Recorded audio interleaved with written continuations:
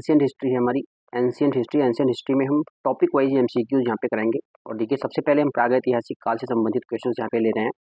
सबसे पहला क्वेश्चन है, जो माइक्रोलिथ का इस्तेमाल शुरुआती इंसानों द्वारा जो किया जाता था, ये क्या था, ये क्या है? तो जो माइक्रोलिथ थे ये पत्थर के एक औजार थे, ठीक है। नेक्स्ट है, नवपाषाण काल के लोगों द्वारा पाला गया प्रथम पशु कौन था? तो नवपाषाण काल के लोगों द्वारा पाला गया पहला जो पशु था वो था कुत्ता। नेक्स्ट क्वेश्चन है, एक सिल्ट नवपाषाण काल का क्या है? तो एक सिल्ट जो है एक उपकरण है, एक उपकरण है।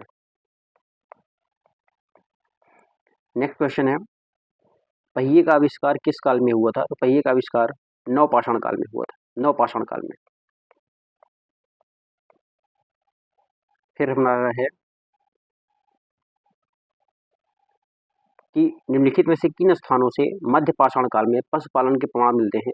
तो बागोर, बागोर कहाँ पे है? राजस्थान में, बागोर राजस्थान में, यहाँ से सबसे पहले पशुपालन का प्रमाण मिलता है। भारत में पुरातात्विक महत्व का एक पूरा पाषाण स्थल कौन सा है? तो ये है हुनसागी, हुनसागी कर्नाटक के गुलबर्गा जिले में। नेक्स्ट क्वेश्चन है कि होमो इरेक्टस की खोपड़ी निम्नलिखित में से किस प्रागैतिहासिक भारतीय स्थल में पाई जाती है? तो इसका आंसर है हथनोरा, हथनोरा भारतीय स्थल में ये पाई जाती है। किस काल में भारत में शुतुरमुर्ग पाए जाते थे? तो पूरा पाषाण काल में, पूरा पाषाण काल में शुतुरमुर्ग पाए जाते हैं। महाराष्ट्र के पाटने में बड़ी मात्रा में शुतुरमुर्ग के अंडे के छिलके पाए गए थे।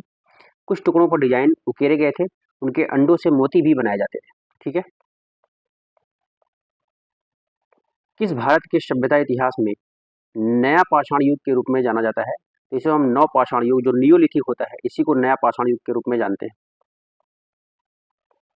जो बुर्ज होम है, नव पाषाण स्थल, ये किस राज्य में है? तो बुर्ज होम जो है वो जम्मू कश्मीर में है। बुर्ज होम में ही कुत्ते का कंकाल मानव के कंकाल के साथ दफनाया गया था। ये साक्ष्य कहाँ मिला था? बुर्ज होम में मिला था। और बुर्ज होम यूनेस्को की विश्व धरोहर स्थल है, ठीक है। यूनेस्को का जो मुख्यालय है वो फ्रांस के पेरिस में है। मध्य पाषाण युग की अवधि लगभग कब से कब तक मानी जाती है? तो 12,000 ईसा पूर्व से 10,000 ईसा पूर्व तक मध्यकाल या मध्य पाषाण युग की अवधि मानी जाती है। महापाषाणों को खड़ा करने की प्रथा कितने वर्ष पहले शुरू की गई थी? 3,000 ईसा पूर्व शुरू की गई थी महापाषाणों को खड़ा करने की जो प्रथा थी। कैप्टन ह्यूक सबसे प्रसिद्ध पूर्व स्थलों में से कौन था? निम्नलिखित में से किस युग में कैप्टन ह्यूक सबसे प्रसिद्ध पूर्व स्थलों में से एक था? तो कैप्टन ह्यूक था जो वो नवपाषाण युग में था, नवपाषाण युग इससे संबंध है।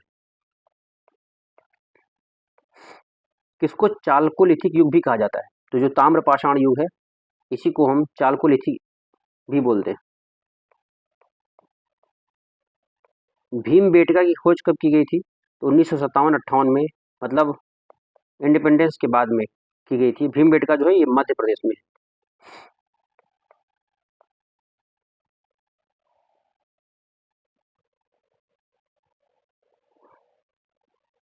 एक मिनट रुक जाइएगा, ठीक है। उसके बाद किस प्रकार की महापाषाण संरचना में कब्र के चारों ओर पत्थर के टुकड़ों को गोलाकार आकृति में स्थापित किया जाता था? तो ये था शंगोरा वृत्त, शंगोरा वृत्त संरचना में। इंडिया शब्द इंडस से आया है, इसे संस्कृत में क्या कहा जाता था? इसे सिंधु कहा जाता था। किस स्थल को सबसे पुराना खोजा गया सिंधु घाटी सभ्यता माना जाता है? तो इसे भिरडाना को, भिरडाना को सबसे पुराना सिंधु घाटी सभ्यता स्थल माना जाता है। नेक्स्ट क्वेश्चन है, सिंधु घाटी सभ्यता का बंदरगाह शहर निम्नलिखित में से कौन था? तो बंदरगाह शहर लोथल को माना जाता है, लोथल गुजरात में। नेक्स्ट है,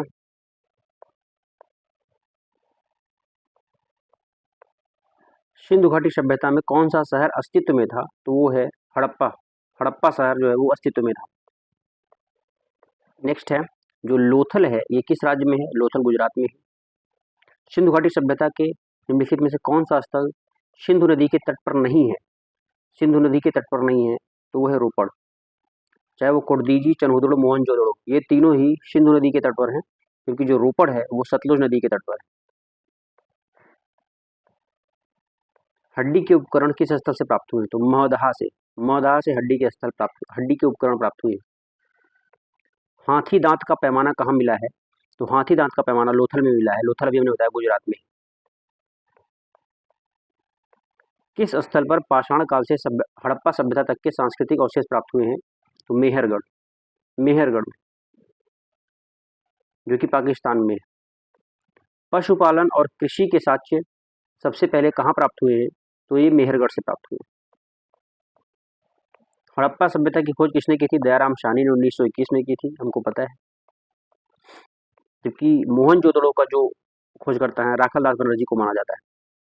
मेहरगढ़ पुरा स्थल में किस प्रकार के घर के अवशेष मिले हैं? तो वर्गाकार या तो आयताकार और या तो आयताकार।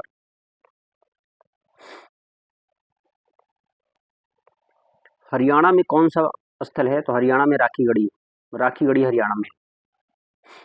कालीबंगा जो है वो राजस्थान में है। लोथल जो है गुजरात में है। ठीक है, धोलावीरा भी गुजरात में।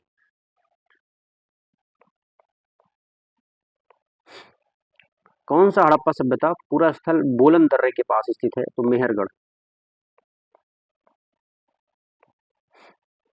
निम्नलिखित में से हड़प्पा सभ्यता के किस पूरा स्थल में जेडाइट पत्थर पाया गया था? तो दाऊजली हेडिंग में। ठीक है, कौन सा स्थल पाकिस्तान में नहीं है? तो यहाँ पे सारदूघई है, ये पाकिस्तान में नहीं है, ये अफगानिस्तान के दरगढ़ जिले में है। जबकि और सब देखिए, कोटदीजी, चनहुदड़ो, बालाकोट, ये तीनों पाकिस्तान में।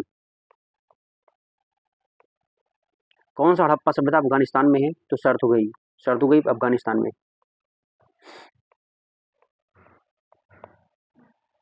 कौन सा हड़प्पा का शहर है? तो धोलावीरा जो है ये हड़प्पा का शहर है। धोलावीरा को कितने भागों में विभाजित किया गया था? धोलावीरा को 3 भागों में विभाजित किया गया था।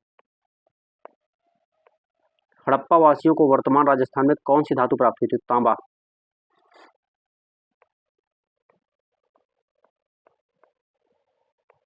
कौन सा परिपक्व चरण का एक हड़प्पा स्थल है जो राजस्थान में स्थित है? कालीबंगा जो है वो राजस्थान में।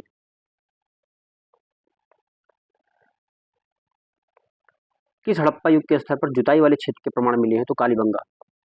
प्लविंग फील्ड इसको बोलते हैं,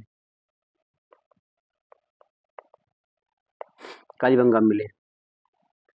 किसमें कब्र में 2 लोगों के शव पाए गए थे? तो वो है लोथल। किस स्थल में कब्र में 2 लोगों के शव लोथल में मिला? गुजरात में जो।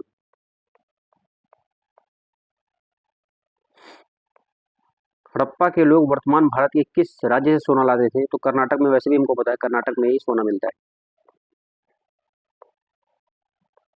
कौन सा हड़प्पा वास्तुकला में एक दुर्ग का भाग नहीं था? तो इसमें से जो जनता के लिए आवासीय भवन होता था ये फोर्ट का भाग नहीं होता था। पुरातत्वविदों के अनुसार हड़प्पा के नगरों में पश्चिमी हिस्सा छोटा और ऊंचा था, जिसे क्या कहा जाता था? उसे हम नगर दुर्ग बोलते थे। जो चनहुदड़ो था इसका कोई नगर दुर्ग नहीं था। किस धातु का उपयोग हड़प्पा के नगरों में हथियार और औजार बनाने के लिए किया जाता था? तो तांबा, हम जानते हैं।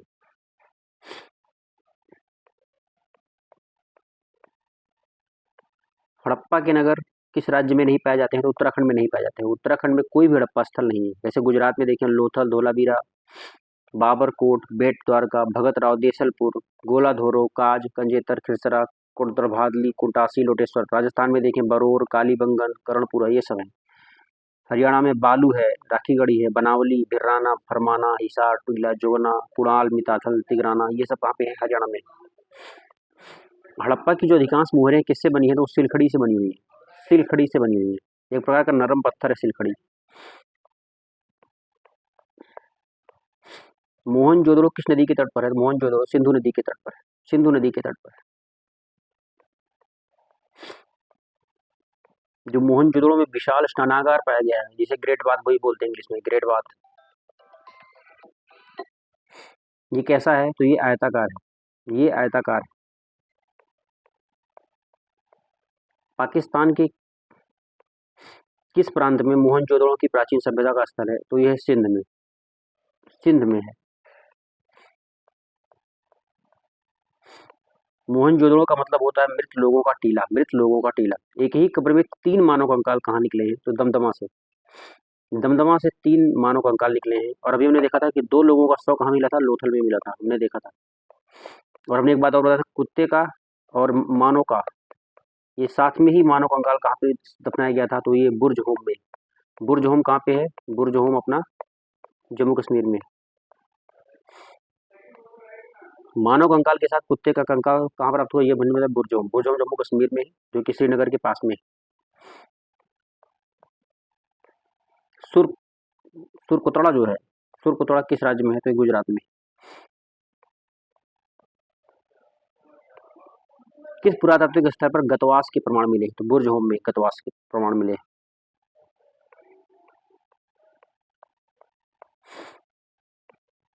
देखिए, इनाम गांव कहाँ पर है? इनाम गांव महाराष्ट्र में, जो कि घोड़ नदी के दाहिने तट पर स्थित है। फिर से पूछ लिया, इनाम गांव किस नदी के तट पर है? तो घोड़ नदी के तट पर है। पुरातात्विक विद्या का क्या मतलब होता है? शिलालेखों का अध्ययन। शिलालेखों का अध्ययन। जो बेबीलोन के झूलते उपवन का संबंध किस प्राचीन संस्कृत से है? तो यह मेसोपोटामिया, बेबीलोन के झूलते उपवन। भारत में मानव का सर्वप्रथम साक्ष्य कहाँ पे मिला है? तो नर्मदा घाटी में। नर्मदा घाटी में सबसे पहले मानव साक्ष्य मिला है। राख का टीला किस नवपाषाण काल से संबंधित है? तो संगन कल्लू से राख का टीला संबंधित है। संगन कल्लू, जो कि कर्नाटक में। नवादा टोली किस राज्य में स्थित है? तो नवादा टोली मध्य प्रदेश में। मध्य प्रदेश में। इतिहास के आरंभिक काल को क्या कहा जाता है? तो पूरा पाषाण काल कहा जाता है।